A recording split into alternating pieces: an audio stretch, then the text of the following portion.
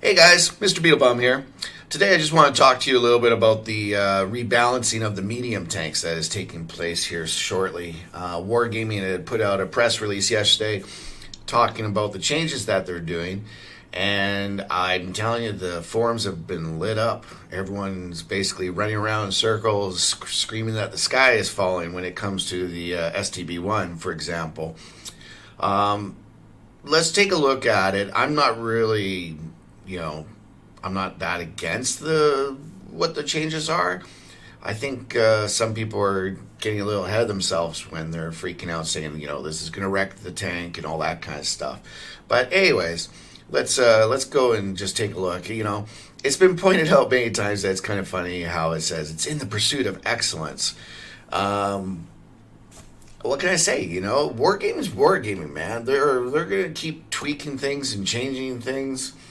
And based on their history, that's part of the reason why I'm not really too worried about it. A lot of times, these reports come out, and they're always brought out when they're doing a super test, meaning that there's, people playing them, testing them out, sending back info, and, what their ideas are of how it's working and all that. And based on that information, Wargaming then decides whether or not to implement all of the changes that they want to do. They tend to tweak them before they actually go live. So that being said, everybody's worried about this one right here, the STB-1, the Japanese medium tier 10.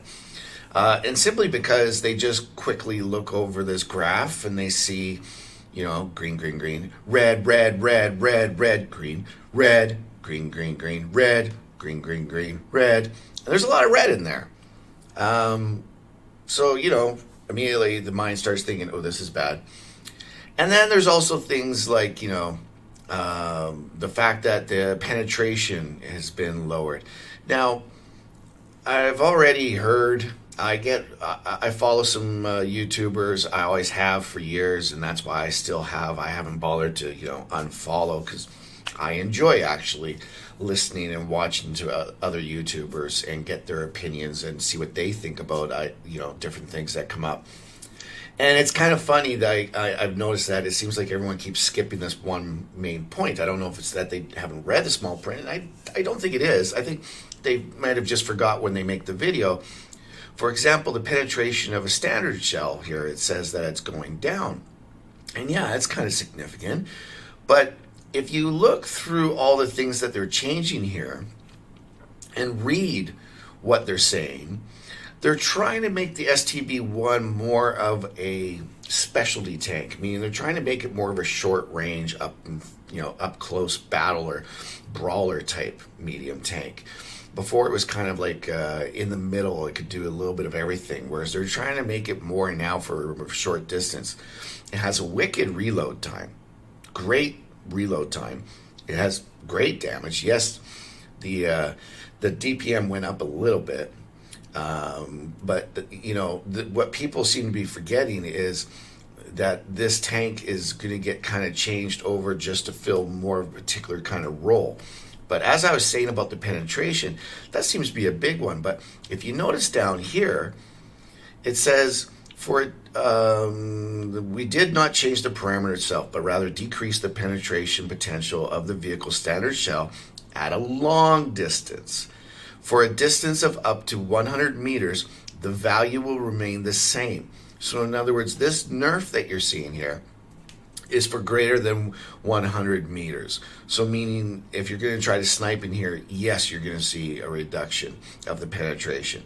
But when you're up close, there will be no reduction of the penetration. So that basically, if you play it the way they're kind of guiding you towards playing it as a close-up tank, there's really not going to be a change in that.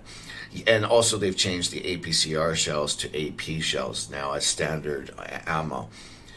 Yes, the velocity has gone down for both the standard shell and the special shell. The damage per shot on the standard and special shells have gone down, but again, the reload time has gone down as well. So it kind of balances it out. Really, there's no debate on, is it getting nerfed to the point where it's broken? No. It's just basically getting tweaked a little bit and changed a bit. The aiming time has gone down too, again. So now this is more of a peekaboo tank. In other words, you can snapshot a lot easier with this tank than it was before. What else has gone down? The dispersion. The hit points have gone up a bit. The turret traverse speed has gone up. The top speed has gone down.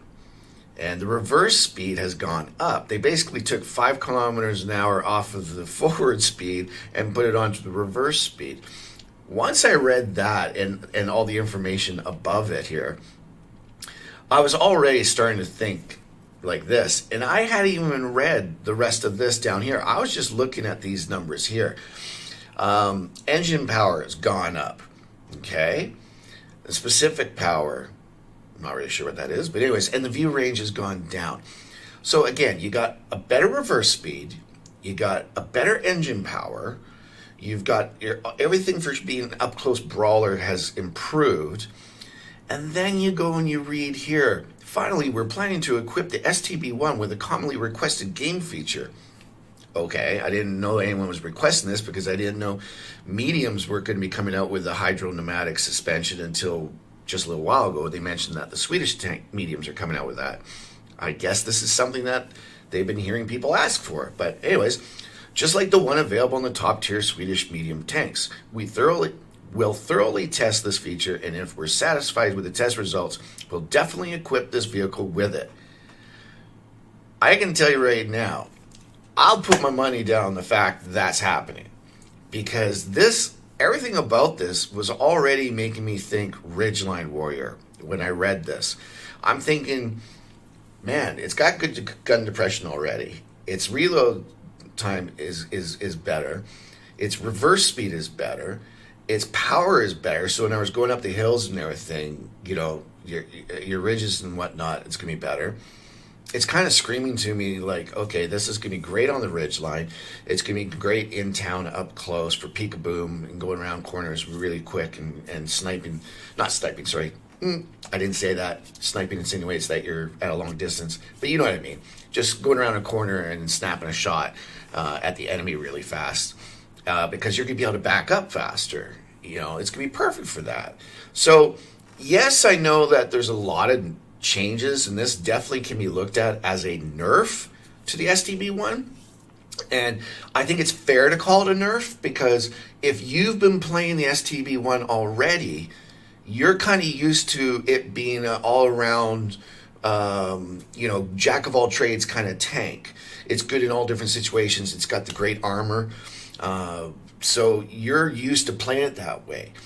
But what I would suggest, in my humble opinion here, is that the STB-1 is actually going to get switched over to a different play style. And I think once people try it out, and especially if the hydro-pneumatic suspension comes into play, even without that, I think it's already going to be set up where people are going to enjoy this tank a lot once they get into the groove of playing more of a short-range game with it. If the hydro-pneumatic suspension gets on, this is going to be wicked. I personally think that that's going to be a great tank, and it will probably end up being played a lot more. So again, this is my humble opinion. Mr.BeetleBum isn't, like you, or he isn't you, and I'm not trying to tell you how to play, your tanks.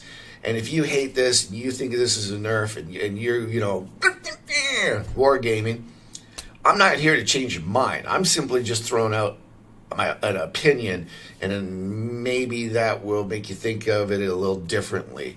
If I owned one, I would probably be a little, I'm not too impressed with the change, because, I like the way I had it set up. I don't like when changes happen to tanks that I already like, but this is just the reality of the game. And like I said, I think they're trying to make this more into a short-range fighter. Now let's go down to the Leopard. The Leopard 1. This tank forever has been known as being a great potential as a sniper. Then, all the speed tanks came into the game. Tanks started getting faster. Our lights went from tier 9 up to tier 10, and they had speed, and they had sniping abilities. Look at the German one, although the German one at first seemed to be really good for sniping, but then, the damage of it wasn't quite great. But my point simply is that if you've been playing the game for over 5 years, you've always known the Leopard 1 was not really a true medium. It was more of a sniper medium tank. But that reputation has kind of just fallen along the wayside because of, like I said, because of other tanks becoming faster, and the wheelies probably have lent towards that as well. But anyways, the other tanks seem to be better for doing that long range sniping because, the Leopard 1 has quite a big silhouette. It's not a small tank. It's not like, a tier 10 light or one of the wheelies or whatever. It's pretty big. And on top of that, it's got really thin armor for the mediums. So that kind of worked against it. So what they've done here is they're simply giving it the buff to try to bring it back to its glory days. That's how I look at this. Because, the damage per minute's gone up. The shell penetration's gone up. Velocity of the special shell has gone up. The damage per shot of standard shells and special shells have gone up. The heat shells, they've gone up. Gun dispersion up. Dispersion at 100 meters up. Aiming time up. Aiming time's a big one. Come on. If you're trying to snipe, the aiming time is a very, very big thing, and that's gone up. Yes, the hit points went down, but you know what? You've already got low hit points, and you already got paper armor. The key thing is being able to get the jump on your opponents, and that's what these other things are doing here. The turret traverse speed's gone up. The top speed's gone up. Reverse speed has gone down all of 3 kilometers. If they had done that by a few more, I think that would have kind of hurt it, but they're not going to do too much. They're only doing 3 kilometers, they're saying. The rebalance is going to be going back and forth with the other the other tier, like the tier 9 and the tier 8. They're also talking about how they're going to eventually start working on the premium tanks, but we all know they can't really nerf premium tanks because all hell would break loose because, people bought a tank and it's supposed to stay that way. So when it says that they're going to probably change the characteristics of the Panzer 58 Moots, I'm thinking that's definitely going to be a buff, not a nerf. I just can't see them going through that process of nerfing it and getting all the grief and dealing with that when it really doesn't need to be nerfed at all. So again, the Leopard 1, I'm not upset about this at all. I actually think Wargaming has done right on this one. I think it's going to become closer, not perfect, but closer to what it should be in the great tier 10 medium that can snipe like crazy at distance and just, be feared. The fear for a Leopard 1 wasn't there anymore, and I think this is going to bring that back a little bit. So that would be your long distance one, and then your short distance is the STB one. And then we come down to the French tank. Buff, buff, buff, buff, buff. It needed it. People don't like playing it, so, the traverse speed goes up. Standard shell penetration. Penetration of special shells. Velocity of the standard shell. Velocity of special shell. Dispersion. Turret traverse speed. All of those buffs significantly. The only thing that's gone down is the top speed. Oh, well, it can only do 60 kilometers an hour. Oh, well. Aiming time. It's gone up all of 0.1 second. So the red right here is kind of funny, actually. I don't think it's really going to do too much to negate the buffs that have happened to it. And it even says right in this that, what they're doing here is they're trying to make it so when rebalancing the characteristics of this vehicle, we constantly kept in mind it had no distinct play role. The MX-30B is a universal second-line support vehicle which can perform equally well in a variety of game situations. However, it lacks accuracy and armor penetration when playing at long distances. So we decided to improve these characteristics. It's the most universal choice as it performs better than the Leopard 1 at close quarters. Right there, they're telling you, this basically wraps up everything they've done to the 3 tanks that I've covered so far. It's kind of like right there in our faces, but yet we're not reading it. It says the 30B is now going to be better than the Leopard 1 at close quarters, meaning the Leopard is going to be better than this at being a sniper role at long distance. And it goes on to say, and better than the STB-1 at long range, meaning the STB-1 is no longer going to be that great at long range. So they're kind of throwing in there saying, hey guys, yeah, we're going to make the STB-1 a short distance fighter, and we're going to make the Leopard 1 the long distance fighter. And then this unpopular tank, what they're going to do is they're just going to buff it like crazy and make it so it's basically good on everything else. Then we come down to the Russian one. Everyone keeps complaining about Russian bias in wargaming. For good reason. I don't think it's completely false. I mean, it kind of makes sense. If this was an American company, I wouldn't doubt it if the American tanks were a little overpowered. And it's not. It's a Russian company, and they seem to have really good tanks in Russia at all times, and they've always done really well at everything. So, I say that kind of sarcastically, but that being said, the 430 and the 430U, both of these tanks were, well played. It says here that they're doing the changes because they weren't played much. They were also not very common in random battles, and their numbers didn't affect the game balance. And I'm like, really? How's the 430 and especially the 430U not played much? I mean, maybe I'm wrong. I'm actually going up. I'm at tier 8 grinding up to the 430U right now, and I'll still do it even with the nerf that's happened to it, because quite frankly, these tanks needed it, in my humble opinion. I'm probably going to get slaughtered here for saying this, because, all the people that play the 430s are going to be like, oh no, it's perfect the way it is and all that. But I'll admit, I think those tanks are kind of easy mode, and me and my crappy eyesight and whatnot, it's kind of like that's part of the reason why I want to get it, is because I need a tank that's going to be a little easier for me to play. I'll be the first one to admit that.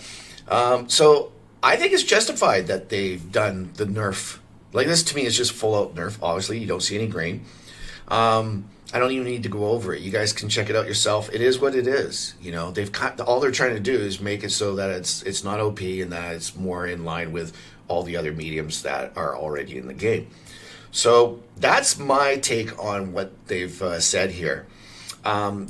You can read down, it says there's still a lot of work ahead, meaning they're talking about how there's going to be more changes as well. This is kind of like just the first wave of what they're doing for the mediums, and that there will be more to come down the road.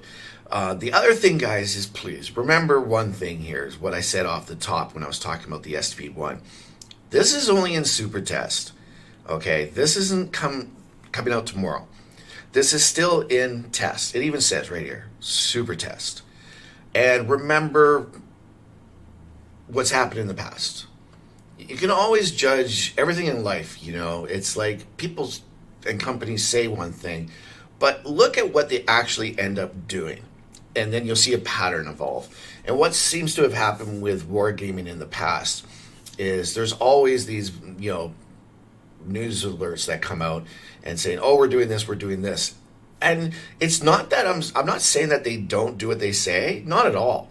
They're actually pretty bang on almost all the times. But there has been a lot of occasions where it's not all of it has been done. Not everything has been installed. And that makes it to, live. That some of the things get tweaked a little bit. A lot of times you're going to see that, like armor, for example. You say, oh, this new tank's going to come out and it's going to have this amount of armor. And then all of a sudden everyone looks at it and is like, whoa, wait a minute. And then by the time it comes out live, it's not quite that quite much armor, so to say. The Swedish heavies, when they were first coming out, they had some weird numbers given out. And that kind of made them look like they're just going to be ultimate OP. And then by the time they came out, excuse me, as everyone who's played in Emil or in Emil 2 or whatever that's called, Kravendagen? Anyways, sorry, I just suck at saying names. But anyways, those as anyone who's played those, turn the turret sideways, give it a shot, you're easily going to penetrate it. That's not how it was at first supposed to be. So I'm not saying that these things aren't going to happen. They will. There might be a few numbers here that you see that might not be quite exactly the way it is. But in my humble opinion, again, I say the same thing. If it does come out to be exactly as it is, I don't think we should be, running around saying the sky is falling or anything. I think we're just going to have to jump in our STB1 and get out there and play it, and then, try to see how to play the new up close style with it, and then we'll find out what everyone really thinks about it. I think it's going to be a lot better than what people think it will be, and I actually predict that there's going to be quite a few people playing the STB1 after they see the changes. And my lord, if they bring out that hydrodynamic suspension that they're bringing out on the Swedish mediums, and I think it's really going to be one of the more played medium tanks at tier 10. I personally love the idea of the hydrodynamic suspension, and especially the fact that there's no downtime in putting it into what they call the siege mode. I love the fact that they're bringing it in so that if you want to go into that siege mode, all you have to do is just slow right down, and it just automatically goes into it.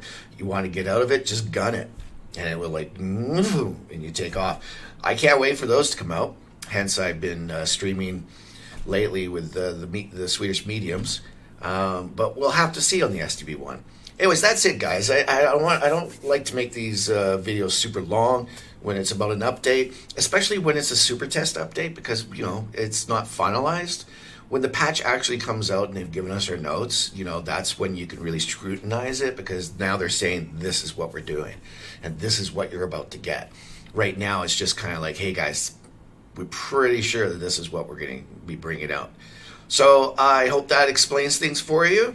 I hope it sheds a light on some things that maybe wasn't really covered by other YouTubers. I'm not really sure why they kept missing the whole thing about the shells at 100 meters and whatnot. Some guys didn't even talk about the hydrodynamic suspension on the STB1, and I'm kind of thinking, like, guys, you got to keep that in mind if you're talking about all the changes, because that's the part that really drastically changes this. Anyways, that's it, guys. You know the drills. If you like my videos, thanks. Give it a thumbs up. I really appreciate it. It's more for me. It's not in the YouTube algorithm anymore, but it's still nice to know that you're enjoying what I like, you're enjoying what I make. And if you do like it, what I was trying to say was, then I know what kind of videos to keep making. If you do want to know when my videos are coming up and when I've actually uploaded one, just ring the bell for a subscription, for notifications, and you'll get notified when one comes up. And the other thing is, please follow me over on Twitch. I'm there quite a lot, streaming at nights, and the reason why I ask people to come over and follow me there is simply I'm all about trying to help you new players. If you new players have any questions about the game, anything at all, come on over, because when you go into chat and you ask questions about things, I actually will help you and show you what it is that you need to do in order to get better at the question that you have. And I am known for jumping in this particular type of tank that you're referring to and showing you how you can implement the strategies that I'm talking about. I'm just trying to get new players to come over so I can answer your questions and help you get better. That's why I'm here. That is the only reason why I'm talking into a camera and making videos, is to try to help new players or players who have played a long time but want to improve. If you fall into those two categories, that's the kind of person I'm trying to help out here. So I hope I can help you out. I hope you enjoy the videos. And until the next time, guys, Mr. BeetleBum saying, I'm out.